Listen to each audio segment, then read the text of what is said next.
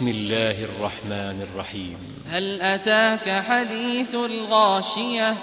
وجوه يومئذ خاشعة عاملة ناصبة تصلى نارا حامية تسقى من عين آنية ليس لهم طعام إلا من ضريع لا يسمن ولا يغني من جوع وجوه يومئذ ناعمة لسعيها راضية في جنة عالية لا تسمع فيها لاغية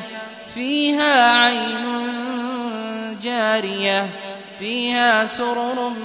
مرفوعة وأكواب موضوعة ونمارق مصفوفة وزرابي مبثوثة شروع اللہ کا نام لے کر جو بڑا مہربان نہایت رحم والا ہے۔ بھلا تم کو ڈھانپ لینے والی یعنی قیامت کا حال معلوم ہوا ہے؟ اس روز بہت سے چہرے یعنی لوگ ذلیل ہوں گے، سخت محنت کرنے والے تھکے ماندے دہکتی آگ میں داخل ہوں گے۔ ان کو ایک کھولتے ہوئے چشمے کا پانی پلایا جائے گا، ایک سخت خاردار جھاڑی کے سوا ان کے لیے کوئی کھانا نہیں ہوگا جو نہ مفید غذا بنے اور نہ بھوک میں کچھ کام آئے۔ بہت سے چہرے یعنی لوگ اس روز شادماں بھی ہوں گے، اپنی محنت کے بدلے پر خوش، بہشت بری میں وہاں کسی طرح کی لغو بات نہیں سنیں گے، اس میں چشمے بہ رہے ہوں گے، وہاں تخت ہوں گے اونچے اونچے اور کٹورے قرینے سے رکھے ہوئے اور گاؤ تک یہ قطار کی قطار لگے ہوئے اور نفیس مسندیں جگہ جگہ بچھی ہوئی۔ افلا ينظرون الى الابل كيف خلقت والى السماء كيف رفعت والى الجبال كيف نصبت والى الارض كيف سطحت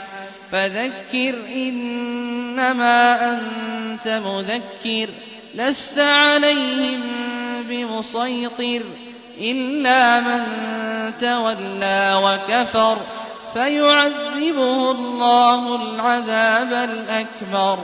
إن إلينا إيابهم ثم إن علينا حسابهم۔ تو کیا یہ لوگ اونٹوں کی طرف نہیں دیکھتے کہ کیسے عجیب پیدا کیے گئے ہیں، اور آسمان کی طرف کہ کیسا بلند کیا گیا ہے، اور پہاڑوں کی طرف کہ کس طرح کھڑے کیے گئے ہیں، اور زمین کی طرف کہ کس طرح بچھائی گئی؟ پس اے نبی صلی اللہ علیہ وآلہ وسلم تم تو نصیحت کرتے رہو کہ تم نصیحت کرنے والے ہی ہو، تم ان پر داروغہ نہیں ہو۔ ہاں جس نے منہ پھیرا اور نہ مانا تو اللہ اس کو بہت بڑا عذاب دے گا، بے شک ان کو ہمارے ہی پاس لوٹ کر آنا ہے، پھر ہمارے ہی ذمے ان سے حساب لینا ہے۔